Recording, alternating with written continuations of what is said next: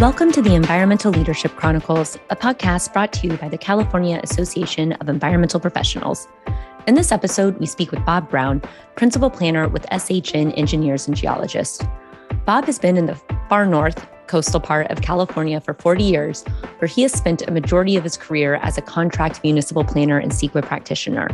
Bob has a passion for rural issues and currently leads the 5 rural SHN offices providing municipal planning services to rural jurisdictions, permitting for private clients, and environmental impact assessments to everyone in between.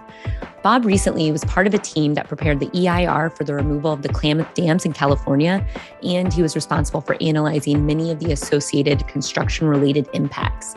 He's currently working on portside development associated with offshore wind, and he's board member with the AEP San Francisco Chapter.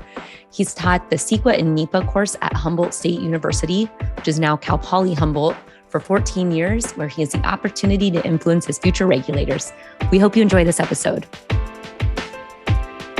Hi, I'm Jessa. And I'm Laurel, and today's guest is Bob Brown. Thanks so much for joining us. Well, thank you. Glad to be here. Yes. Let's start with how you're connected to AEP. It's a long story, I'm sure, but yeah, tell us how you first got into the community and where you are now. All right. So first, I'll just say that I'm currently with the AEP San Francisco Chapter Board. I do the programs for the North Coast, and maybe I should really say far North Coast, because I know you're from San Diego area, and San Diego has a North Coast. So we're 700 and something miles above that. So we're the far North Coast, I guess. And I'm in Humboldt County, 273 miles north of San Francisco. And my area for covering programs is about 16,000 square miles. So a pretty coastal, broad area. So, and I've been coordinating, presenting local AEP basic and advanced CEQA workshops in Eureka. And I've been involved in our infamous NorCal conference, which we've been holding up with Superior Chapter, so every other year. So, and then we've been doing monthly brown bag lunches for the last 10 years or so, which is really exciting that they're now being broadcast virtually. So I got originally involved in the AEP chapter because I saw a disconnect with the urbanized areas. And here we are not being really we're a member, but not really a part of AEP, or we didn't feel that way then. And I wanted to start my own chapter. And so that's where I actually started asking questions. And Steve Nowak graciously said, well, what if we have a programs director up in the Northern California area? And so they did that for a few years. And then I became the second program director. I think it was about 7 or 8 years ago. So, but what I saw with the disconnect between, and I want to talk about rural areas of California, but I really saw this disconnect that, we have 90% of Californians living in 10% of the land in California. So very densely populated areas. And because of that, we have urban voters voting in urban legislators to solve urban problems for urban people with urban solutions that only apply to urban areas. And then they get misapplied statewide, so to the rest of the 90% of the land. So I saw that there really needed to be more of a rural voice in everything that we do. So, anyway, as this legislation continues to occur, I don't want to whine about it. We're really at the point of laughing about it, saying, yep, here's another one. So anyway, and just as an example, we have municipalities up here, cities and counties, they may only have a half-time planner, and they're expected to meet the same reporting requirements, say, as San Diego County. So, and I don't know, we're kind of forgotten up here. So it's interesting to compare. I'm glad you made the comparison between San Diego County and where you are, because the AEP chapter covers San Diego County and Imperial County. Imperial is very rural, obviously, very, very, very different. But also San Diego County is a rural county. It's mostly rural, but the majority of the decision making is being made by the districts that are urban. So it can totally relate and understand understand that. I think one of the big differences might be for our audience to remember is the County of San Diego, which implements the long range and project planning for the unincorporated areas. It has a $6.8 billion operating budget just a few years ago. I'm interested to know if you know offhand what your county's operating budget might be, just to compare the differences between a rural county with a big budget versus not so much. No, but I do know that some of the cities, the small cities I work with, and what I'm talking about is the city of Blue Lake, which has a population of about 1,200 people. The city of Trinidad, that has 362. Oh, wait, 363. And, we're talking about $200,000, $400,000 annual budgets. So we're really working on a shoestring. So the more that the state requires things, the less the cities or communities have to really do what's important in the community. I agree. And there's some experience that we have in Imperial County where the planning department just has a few planners. And then when the pandemic happened, it was very, very difficult for the planners to work from home. And some of the planners retired. And the pandemic itself really, I think in my experience, disproportionately affected rural communities and county planning departments and county environmental project review departments. Do you have a feeling of the cities and the counties that you work with in the industry that the pandemic hit them differently? We thought we were going to be more isolated. And I think during COVID, what really happened is we started seeing people traveling to the rural areas because they were working virtually. They weren't stuck in offices. And they thought that they could get away, avoid the COVID elements in the city, but they brought them with them. And so we were affected just as the same as anybody else. That's interesting. I actually, before we recorded, I mentioned, we're on a California podcast, but I spent some time in Missouri in a very rural area because that's where I grew up. And part of that is because of exactly what you just said. And so it's been really interesting, though, to see it firsthand coming from a city of San Diego. It's like the 8th largest city in the country to a town of 10,000 people. And the approach, I can see why there's a lot of different opinions about the best approach to handling the pandemic. When you're in a place where there's not a lot of people, it's not very crowded versus a place where you're all basically living on top of each other. You have to have different approaches to public health and planning around this. And so it's like I said, I'm not a planner, but I saw it firsthand, and I'm that person who's taking these challenges and bringing them somewhere else. And so, I'm really interested in rural planning because to be honest, I've never thought about it, despite having a rural upbringing and living in San Diego. And that stat you said about 90% of the people living in 10% of California is very memorable. And thinking about that I've never thought about that, about like how the policy impacts so much of the land of the state, but not a large percentage of people. And so I guess, what is are you from, I guess my question, I have a few that are kind of woven in together is, are you from a rural area? Is that kind of what got you into this? Or did you start in more of a urban area and then see the challenges that were impacted to the rural communities? Like, how did you kind of find your way in this career path? That's a good question. So I did grow up in Oak Park, Illinois. And one day I got in my 1968 Chevy van and just started heading south and traveling around. And I ended up driving through Del Norte County, which is a lot of beautiful redwoods and rivers and things, and went through Humboldt. And I continued traveling, but I eventually came up here to finish college at Humboldt State University. And I guess I can say I kind of got stuck here, which isn't too shabby. I've enjoyed it. So I've been here for a little over 40 years. So it's home now. Oh, yes. I'm raising a family and such here.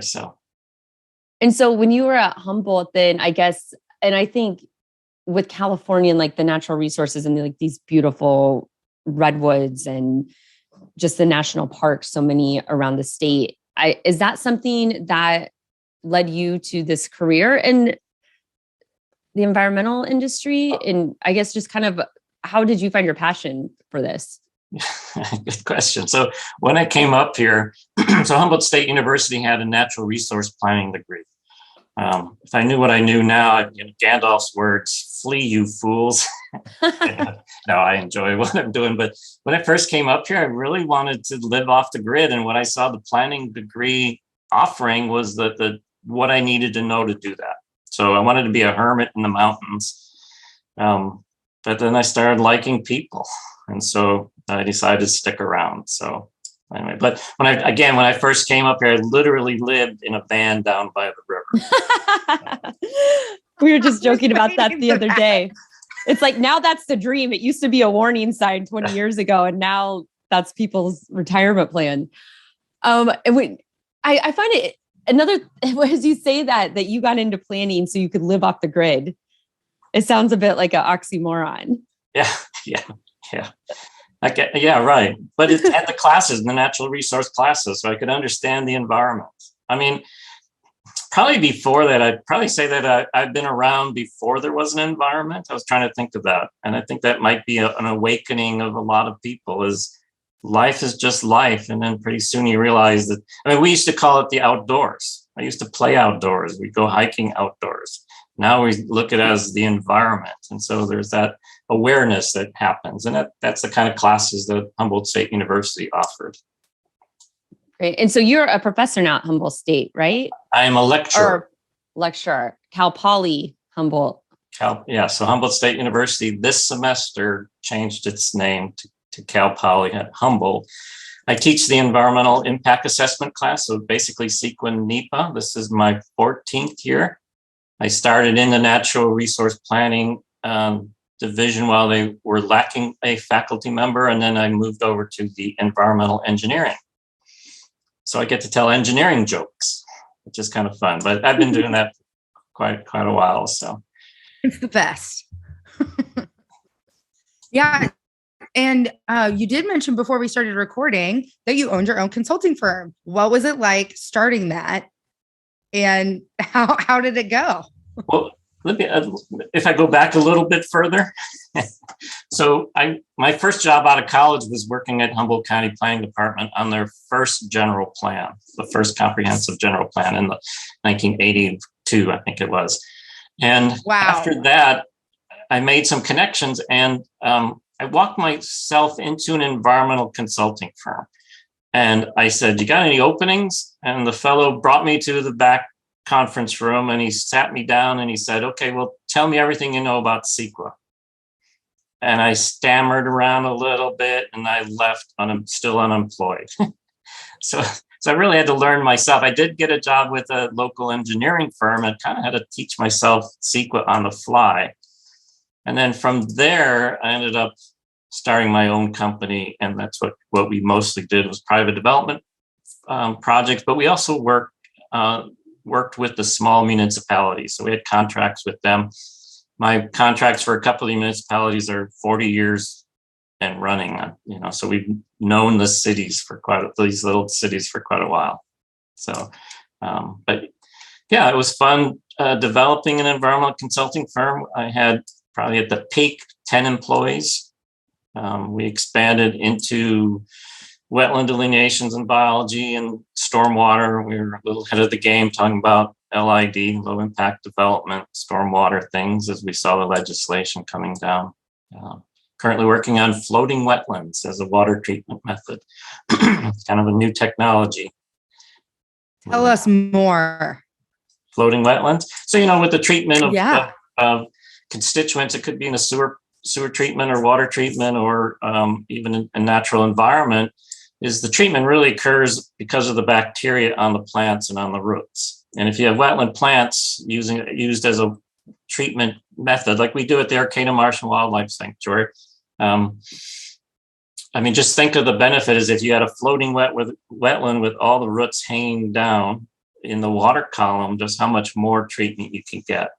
But there are studies that are coming out now that certain plants take up certain nutrients. And so if you have water quality issues with phosphorus or with iron, then you could plant certain plants, basically hydroponics. And you could start to treat some of the water quality issues, again, with a natural treatment system like that. Is there anywhere that's doing this right now? It's more in the Midwest. Okay. It seems like, we proposed the idea up at Klamath Lake. Klamath Lake has a natural high phosphorus input, and they also have all the agriculture surrounding it. And so we were introducing that idea. Now, of course, to treat the whole lake would just take millions of square feet of these things. But, they have a problem with the Klamath River sucker up there. And, and you could do these small little installments, and it would provide this little microhabitat for the sucker fish. So you wouldn't treat the whole lake, but you got to start somewhere, right? Yeah. Anyway, an emerging industry. And, when I'm at class, I'm probably one person who talks about careers more than others. I'm brought in to teach the practical side, and they're mostly the academic theory side, which is important as well. But I can at least speak from experience about careers, which is important to me. Yes. I will say again, tell us more. What are some things? What are some emerging careers? What are students looking for? What are like more of these trends like floating wetlands? It's really interesting. Yeah. And again, I teach seniors. And so a lot of them don't know what they're going to do. They have a kind of a focus. Well, I want to go into energy, or I want to go into civil engineering, or stream restoration, things like that. So, CEQA is a great guidepost on what might be coming up next. So I had an intern that was interested in transportation planning, and started to introduce the whole VMT issues and how to get on top of that, and actually how to deal with that in rural areas. There's not a whole lot of guidance in that, and I know a few of our speakers had touted VMT for rural areas. It really isn't the best thing happening. There's worse environmental policies, but anyway, for different reasons. So the energy sector, so getting, and not only just energy, but we might think of it through the CEQA process, but just getting into the electrical or mechanical aspects of it. I think that expanding that, the opportunity that environmental engineers have is they can expand their interest in engineering and design to solving problems with some natural resource background too. So, having a minor in biology to understand something about bats and wind turbines. And so I think rather than just being on the design aspect of it is actually, again, understanding the environment, it's kind of odd that an engineering department would offer a CEQA course or NEPA course. And so, and that's where I started out with is, why do you think you're in this class? And so it starts from there. I think that's really helpful. Thank you for sharing that. I wish I had you when I was in college, because I didn't really understand what environmental consulting was. I did take a CEQA class by Wendy Worthy, and it totally blew my mind. And that is definitely why I could, in my interview, speak a little bit more about CEQA, was because of her class down at University of San Diego. So thank you, Wendy. Shout out AEP Women in Leadership. And I just wanted to highlight that engineers taking environmental classes would change the industry, in my opinion. It would really help us communicate the why behind when we're asking for particular information. So as an environmental planner, for example, I will often prepare environmental permit applications, Army Corps, state fish and wildlife, federal fish and wildlife, all the things, right? And I need engineering information. Well, if the engineers and I can't speak that same language, it becomes challenging. So why do you need the cubic yard to fill? Why do you need the exact footprint? I'm not ready to give you the exact footprint. Engineers, they're perfect. Engineers are perfect. So they don't want to give you something until it's perfect. And I just want to encourage all of you engineering folks that are interested in engineering, but also interested in environmental engineering or interested in aspects of the environment, to really have a multidisciplinary background, so that when you're in conversations with professionals in various experience levels, you can at least pick up some words that resonate with you and start to get on the same page. Do you find that kids in school these days are picking up the engineering language and are picking up that CEQA language and are starting to like connect the dots between things, or is it too early to tell? For my class, I think they do. I think they start to realize that, and it gives them something to think about. What I pose with them is, engineers are, they're good at solving problems. You give them a question, they'll come up with an answer. And as an example, we've been asking them all along, how do we increase the capacity and the speed of both our traffic and our drainage?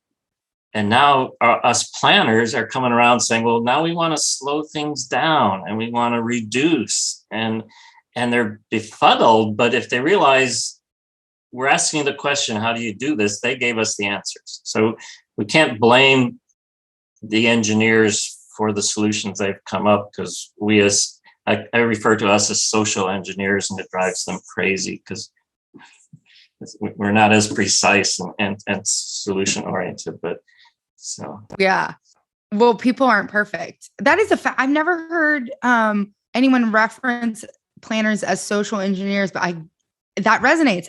I get that. I can use that as an analogy or a simile, if you will, because we're not doing precise things. We're almost doing more strategic things, depending on what your job role is. Like if, like CEQA, for example, we go over like 26, 27, 28 issue areas. So we know bits and pieces about all those things. And we might be like wetland delineators, so we can get really, really specific about this stuff. But we're able to look at whole systems. So we solve problems in a different way, not in like a deeply, not like a civil engineer would design something to perfection. Yeah. We're more strategic. What do you think about that? Yeah. I would say that our profession we're geared towards anticipating and avoiding. The engineers are more into assessing and fixing. And that's usually after the fact. So they have an existing problem, they have to fix it.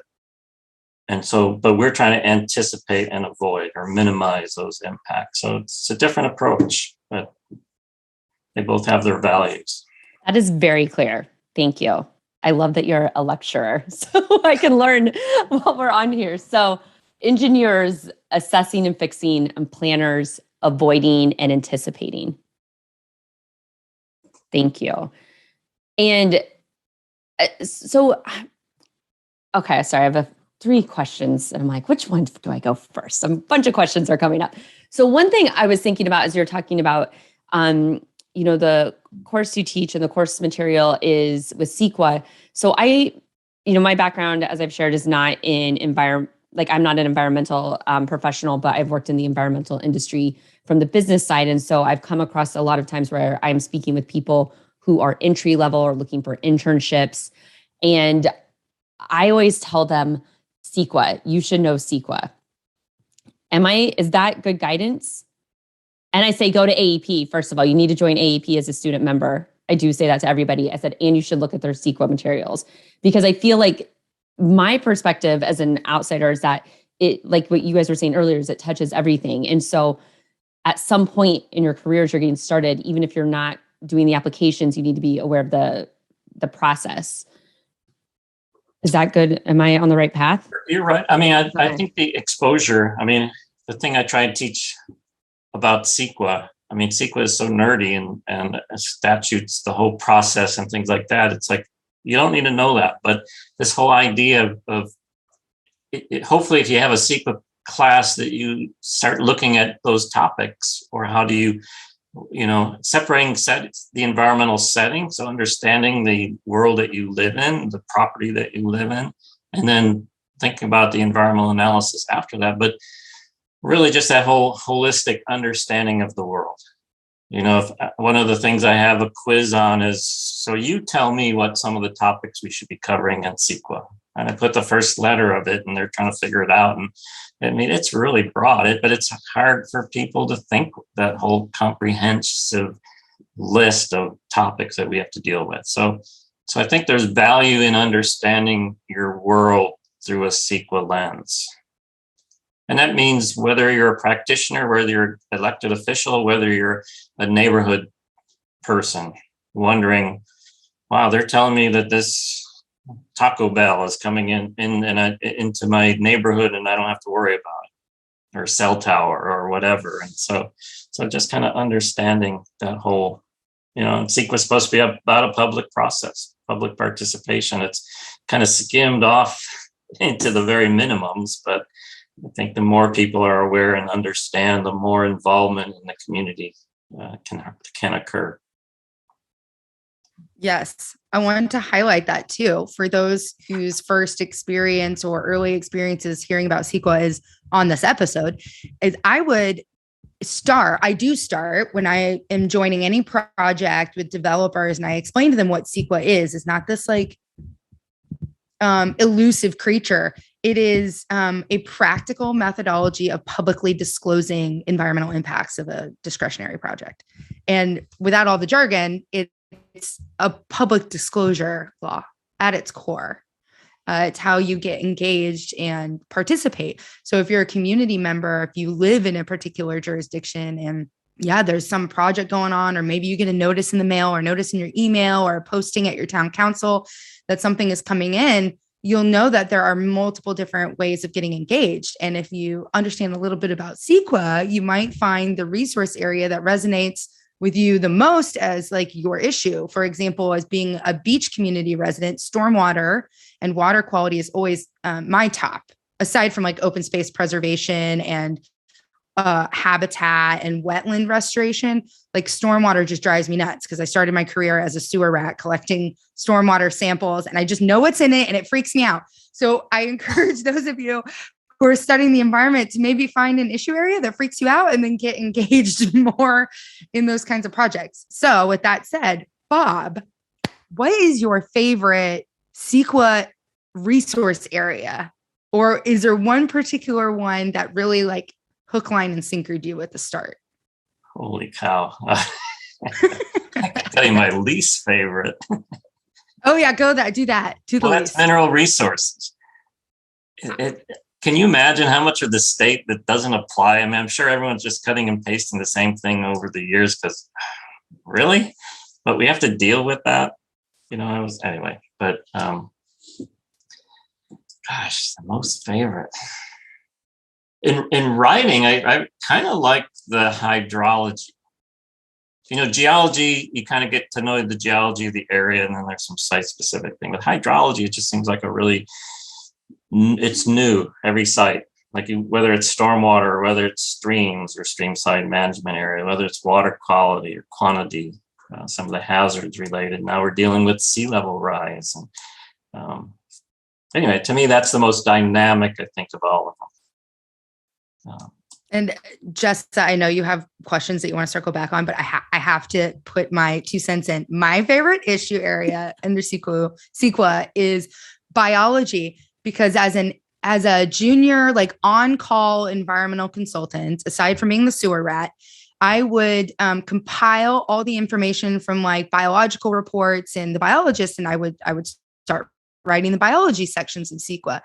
And then I got really excited. And so I would ask more about like, how did you find this information about species? And they're like, oh, it's a California Natural Diversity Database. I was like, what's that? And then you started to become like, I felt like I was an investigative journalist or like a detective, finding information from different resources online, geographic information systems, local land use authority, jurisdictional databases, project database. It just, to me, CEQA seems like Sherlock Holmes, and biology was my first experience in that. And I just want to give a shout out to biologists. No, I support you on that, on the biology. And I think one reason is we used to know a lot more, I think, about the animals that were around us. And our schools have been kind of teaching not where to find a marten or the wintering patterns of deer migration or things like that, which the wardens used to know. Now we're being taught the more people, the more projects closer to the environment, the worse it is. And so what we want to do is just keep people and projects away from the environment. And so the more you understand the biology of it and the actual impacts, the more you have a conversation with the regulators that have it. I mean, we have this magical number of 100-foot streamside management area or 150 or whatever it might be. You know, there are projects that shouldn't be within half a mile of that would have an impact. And there's ones that could be right in there and wouldn't, you know, again, have an impact. And so understanding the biology of the life that we live and being able to have those conversations. And I think the opportunity there is that agencies have their standard mitigation measures. And if you can enter into a conversation to say this is equally or more protective if we do things this way, I think there's an understanding that they missed in their education that would be informative. Thank you. I'm processing this and thinking, so I'm jumping a little around just a little bit, and it's something that I was thinking about when we were talking earlier about the policies that are directed towards more of the urban areas, that the rural areas are still need to adhere to. Like you mentioned, for example, earlier, VMT with the Department of Transportation. Can you give some examples or elaborate on that one about how there are policies for these urban areas that the rural areas need to adhere to that might just be absurd, for lack of a better word? Okay, sure. Just because I'm working on a couple housing element updates, it's in my mind right now. But, you know, first of all, the drought. So, and I don't know if the governor is going to announce a statewide drought, but our water system, we had 3 years of water available to us when the last drought was declared. And so that was applied statewide. The governor never looked at local water supplies and how they were affected or not. So again, plenty of water up here. We're wondering, well, why do I have to go to a restaurant and ask for water? Because it was a state regulation. But we have 3 years worth of water up here. And, you know, so that is one example. Now, we think about the water crunch and everything. So we have this drought in California, and now we also have this housing crisis. So how on earth, if we're in a drought situation, are we supposed to respond to the housing crisis we have? There's this disconnect. So you got HCD, Housing Community Development, saying build, and we're looking at, well, for most of the state, where's the water? You know, but it's like, don't confuse me with these varying issues, which is why I like CEQA, because it's multidisciplinary in that way. I mean, I think that's one example for, I mean, the county of Modoc, I think in the 4th or 5th housing cycle, they had their regional housing need number was 1, moderate income housing. Does the county of Modoc really need a housing element? Well, it does, because it's a state regulation. So you know, anyway, those kinds of things. I don't know if you knew much about Jefferson, the state of Jefferson. I'm in the midst of it here. So so the state of Jefferson was a real thing, and it was actually going to get passed by the federal government to create this new state in 1941 on December 7th was the hearing date. That was the day that Pearl Harbor happened, and so it never went any forward. And the reason that was started was because we had all this resource utilization up here, agriculture and timber, and all the money generated from that in taxes was going to the state governments in Southern Oregon and Northern California, and none of that was coming back. So the state was ignoring it. That was the original purpose. The resurgence of the idea of the state of Jefferson is because we have too much state involvement now affecting our areas. And so anyway, I mean, I'm not a supporter of it. The state of mind I support, but not practicality. There's no money up here to support a new state. So. But yeah, and I think, if anyone's listening outside of California, is that there really is probably even more than just Northern and Southern California. Like there's all these different regions. And I think in pop culture and in media and in, national politics, you hear California, people think LA, maybe San Francisco. And it's there's just so much more to it. There's so much agriculture and industry outside of that. And coming back to like 90% of the state has 10% of the people. And so I think, with some of these examples you're giving, what suggestions do you have, or how could these policies be adapted for reality? Like the county of Modoc has like one moderate income house. Like doesn't seem a good use of resources. So how could that be balanced to the urban and rural needs at the state level? Yeah, it's hard to come up with that kind of an answer because our legislation is based on population rather than land. And so you have someone like Senator Wiener, who probably has the smallest but densest population. He's looking at his area and coming up with housing solutions for that area. I don't think his eyes do not focus on Modoc County or Humboldt County or anywhere else. If we had a land base, that would be too big. But if we had representation based on land base, you would have a whole different kind of legislative policies and regulations. I did mention VMT as for instance. Most of our right-of-ways in a lot of rural areas are not fully developed. And so CEQA was really good at being able to mitigate by fully developing those right-of-ways. We didn't have traffic capacity issues. And we look at the reason for SB 743 was so that everyone in the urban areas didn't have to do EIRs just because of traffic. So this was kind of, again, an urban solution. As OPR said, it was applicable statewide. Yeah, we want to reduce the kind of miles that we do. But VMT is already kind of a policy. If you're in a rural area and you're traveling an hour to go to a Costco store, you're not just going there and returning home. You're going to go see the doctor. You're going to have lunch with your friends. You're going to make 3 or 4 different stops. And so we're already kind of that's the rural lifestyle, is you have that multiple stop, but it's not really represented in the VMT numbers. And so obviously we can have general plan policies to address the roadway improvements as mitigation.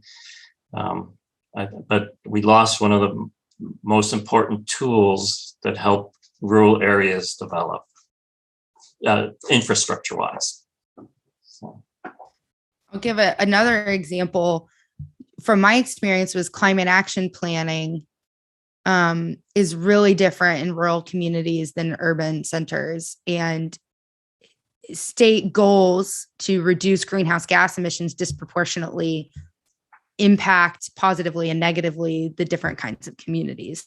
So I think what we're learning, obviously, California, abundance and diversity of organisms, as well as diversity of human beings and how we live, is so variable statewide that having a one-size-fit-all policy from the state government is super difficult to implement at a practical level. And I would say that a lot of government leadership at the state level don't get down to the practical weeds. They're not elected to get into the weeds. They're elected to be at the strategy, high-level problem solving.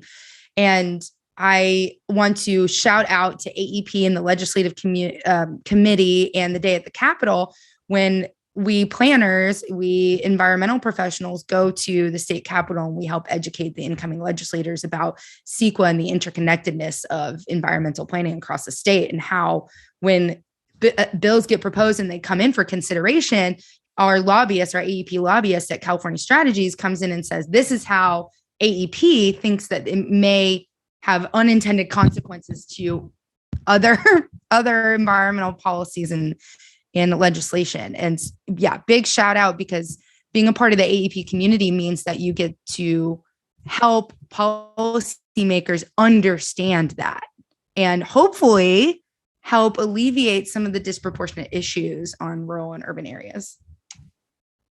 Yeah, I think climate change. Bob for governor. No. I have to live down there.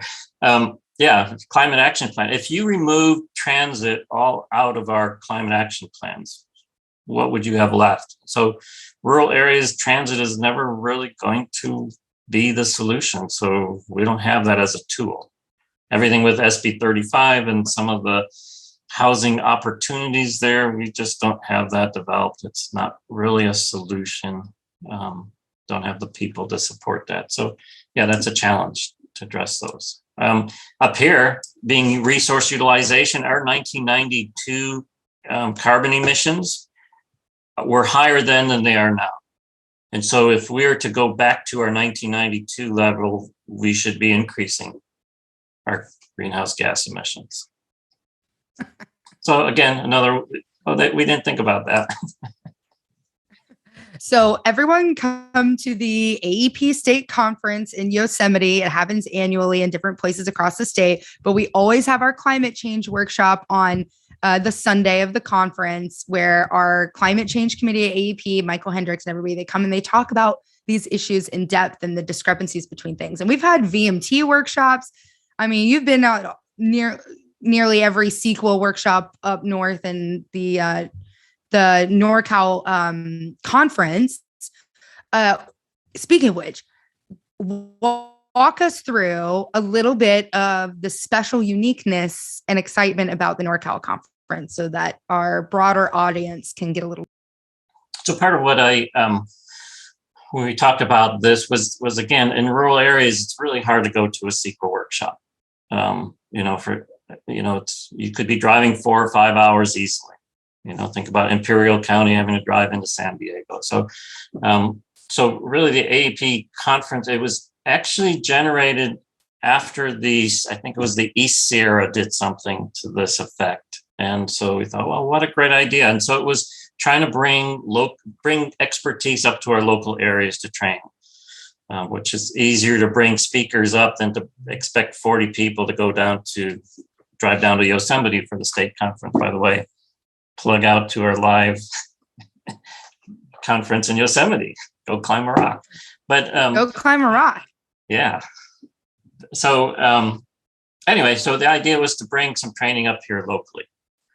And I even remember talking to our chapter is like, well, can't we record some of these things? This was pre-COVID, like the institute that's taught there. Can we, just so we can have some things? And then boom, Zoom appears and we're doing all kinds of recording. So, again, should I have had a live advanced CEQA course up here? I would love to have done that, get the social interactions and things like that. But the fact that the state is offering a virtual conference is just beneficial to all our rural areas. We just have to get the words out, because I think there's a lack of representation of rural planners on AEP because they have been so distanced. And now we have the tools to reach out and provide the training. We just have to get the word out to encourage them to help.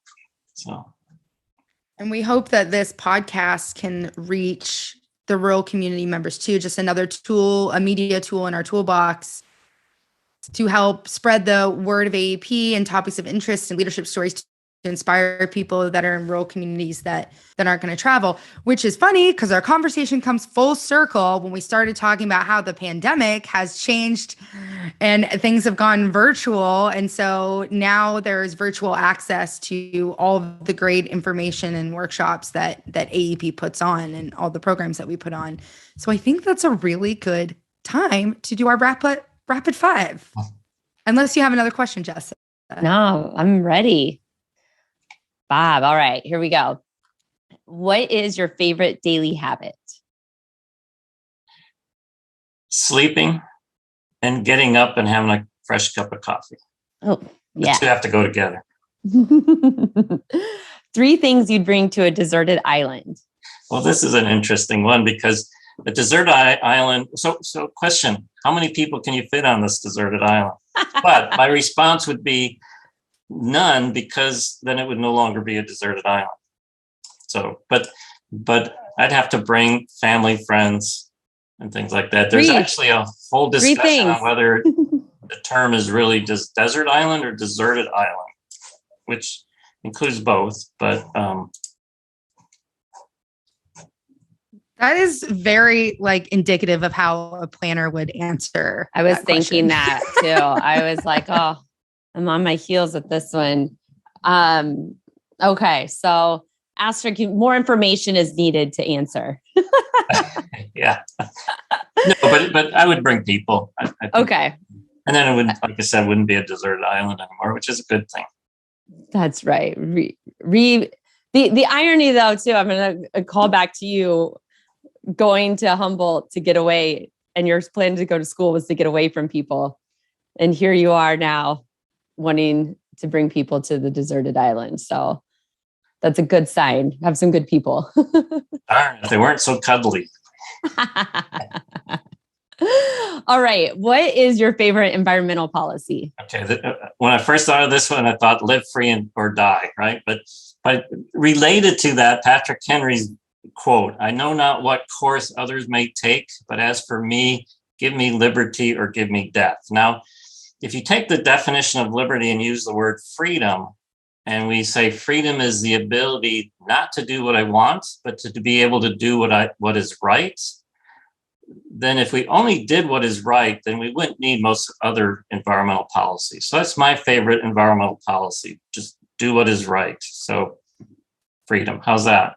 Yes. I have chills. Philosophical. Chills. I love this. Very interesting. Okay. Favorite fauna or flora? I'm going to mess you up on this too. So I'm a birder, and Laurel, I mentioned when you mentioned your interest in biology, it's like become a birder and you really start to notice things. So I would just say birds in general, and the more variety is better. So if I was to say something, it would be the woods. Can you imagine nothing compares to being in the woods, calling out a good morning with the dawn chorus of birds. And that's just a fascinating. Oh, it's beautiful. Again, I can't answer your question, but. Bob, all right. I have to tell you, Jessa, I know it's rapid fire, but I feel very called. We can have a medium pace 5. Medium pace 5. This is a slow 5. I recently moved to the woods, and I wake up every morning to the sound not only of frogs and toads that are very, very loud, but red-tailed hawk, scrub jay, great horned owl, condor, eagle. Like they're the birds. When you finally move to out of an urban environment and you hear the birds, there's so many of them. And my dog just found a red-tailed hawk wing on the ground and ate it. So my morning walk involved watching my golden retriever eat a red-tailed hawk wing.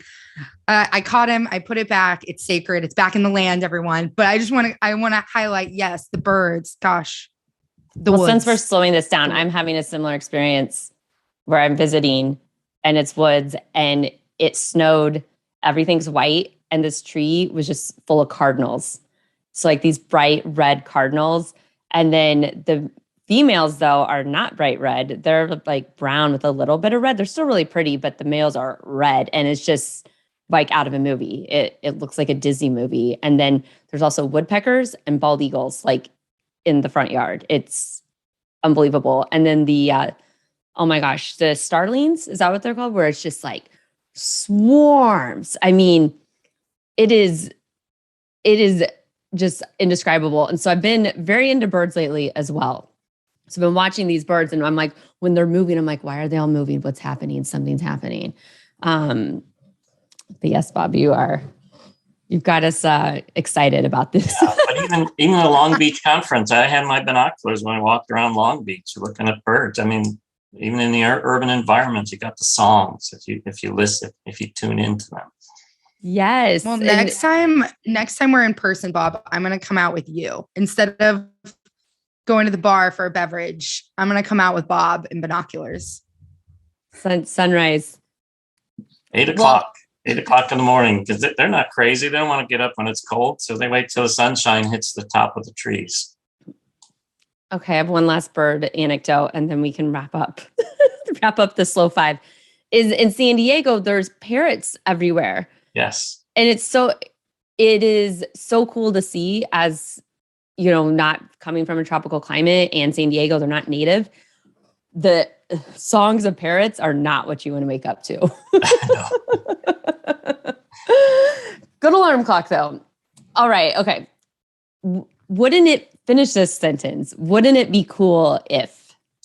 You know, I started to answer that like if the state conference in Yosemite was going to be live, and it's just so exciting that it's going to be, but so I can't use that one. But if California had a plan for rural communities besides turning them into urban centers, which is what's happening. So that would be really cool. And if Wonderful. AEP was behind that and make that happen. There you have it. Thank you so much, Bob. We really enjoyed speaking with you. It's been my pleasure, and look forward to seeing you at the conferences or whenever our next opportunity is. Yay. Absolutely. Bob with binoculars.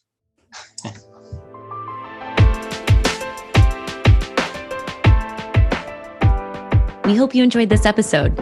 As a new podcast, it really helps us if you share with friends and colleagues that may enjoy this podcast as well. And please subscribe or follow the podcast to be alerted for new episodes.